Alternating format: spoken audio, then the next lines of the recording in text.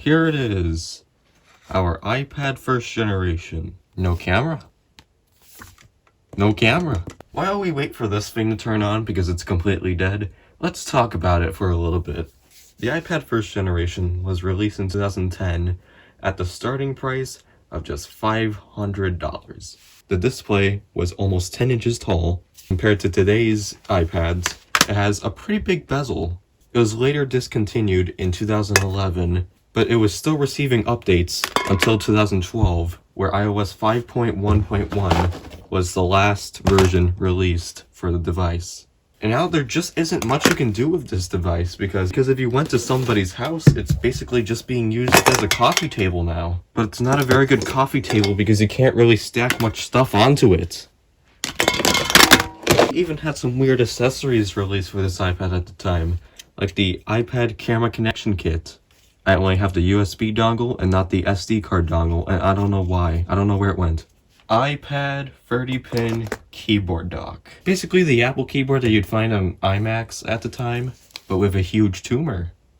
Here we are, iOS 5, customized to my own liking. But what I like to use it for is for the massive collection of games I have amassed.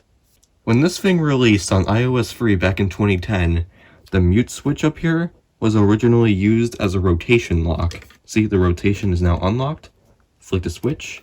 Now it's locked, and now I cannot change the orientation.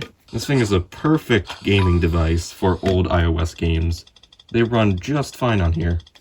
Even though the Apple A4 chip in this thing is clocked at 1 GHz, that doesn't mean it's like a beast when it comes to power. It's just enough to get games going at a stable frame rate. God damn it, I hate the kid in this! So stupid. We turn our view distance all the way up. You can see that there is a noticeable lag in the game. But if you turn down the view distance a little bit, it's actually not bad. It's playable.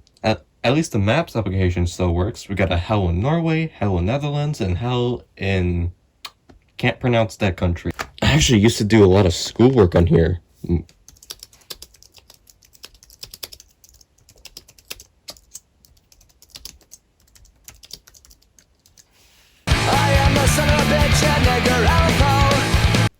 This is an iPad first generation. That is a Kindle, don't trust it.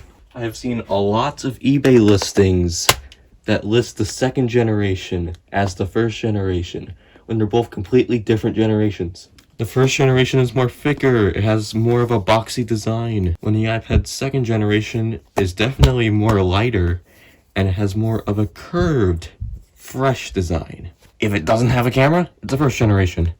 If it does have a camera, it's a second generation and above. Speakers! They look pretty different to me. That concludes my rant about these and how you can tell if it's first generation or second generation. It's so easy. And that concludes this video about the iPad first generation. I hope you enjoyed, and I'll see you viewers soon. Bye!